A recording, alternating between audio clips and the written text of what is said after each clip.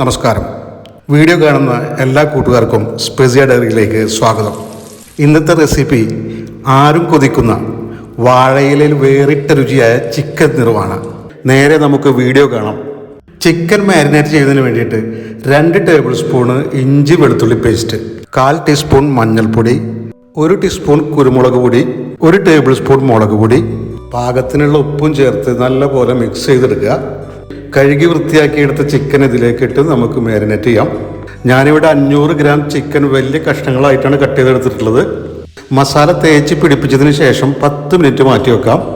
10 minute കഴിഞ്ഞാൽ ഒരു പാത്രത്തിലേക്ക് 1 കപ്പ് മൈദ, 3 table spoon bread crumbs, 2 table spoon cornflour, 1.5 teaspoon കുരുമുളക് പൊടി, 1/2 ടീസ്പൂൺ കാശ്മീരി മുളക് പൊടി.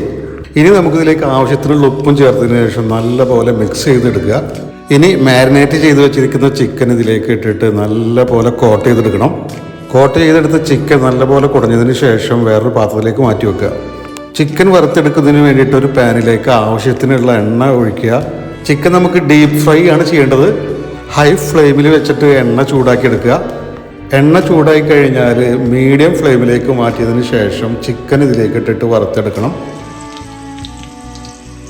മീഡിയം ഫ്ലെയിമിൽ വെച്ചിട്ട് 10 മിനിറ്റാണ് നമുക്ക് ചിക്കൻ കുക്ക് ചെയ്യേണ്ടത്. 10 മിനിറ്റ് കുക്ക് ചെയ്ത് കഴിഞ്ഞാൽ ചിക്കൻ കോരിയെടുത്ത് വേറൊരു പാത്രത്തിലേക്ക് മാറ്റാം. ഇനി നമുക്കൊരു പാത്രത്തിലേക്ക് 3 ടേബിൾ സ്പൂൺ വെളിച്ചെണ്ണ ഒഴിക്കുക. വാട്ടിയെടുത്തൊരു വാഴയില ഇതിലേക്ക് ഇറക്കി വെക്കുക. 2 തണ്ട് വേപ്പില ഇതിലേക്ക് ആഡ് ചെയ്യാം. വേപ്പിലയുടെ മേലെ ചിക്കൻ പരത്തി വെക്കുക. ഇതിലേക്ക് തേങ്ങയുടെ കട്ടിയുള്ള 2 കപ്പ് ഒന്നാം പാൽ ഒഴിച്ചു കൊടുക്കുക. 4 പച്ചമുളക് നടുകീറിയത് ചേർക്കുക. 1 കഷ്ണം ഇഞ്ചി നീളത്തിൽ അരിഞ്ഞത് ചേർക്കുക. 1 ടീസ്പൂൺ കുരുമുളക് പൗഡറും പാകത്തിന് ഉപ്പും ചേർക്കണം. ഇതിന് ശേഷം തേങ്ങയുടെ ഒന്നാം പാല് 1 കപ്പും കൂടി വീണ്ടും ഒഴിക്കുക. സ്റ്റവ് ഓൺ ചെയ്തതിന് ശേഷം ഈ പാത്രം അടുപ്പത്തേക്ക് വെക്കുക. മീഡിയം ഫ്ലെയിമിലാക്കിയിട്ട് തിള വരുന്നതുവരെ കുക്ക് ചെയ്യുക. തിള വന്നപ്പോൾ ഞാനിതിലേക്ക് ബേ ലീഫ് കട്ട് ചെയ്ത് ചേർക്കുന്നുണ്ട്.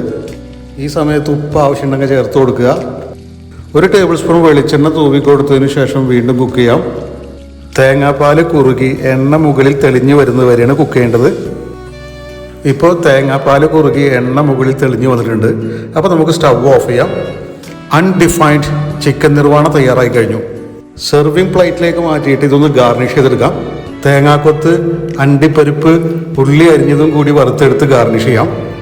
Thank you for watching my video. വേറൊരു വെറൈറ്റി റെസിപ്പിയുമായി നമുക്ക് വീണ്ടും കാണാം. It's me Tahir, Specia Diary, signing off. By.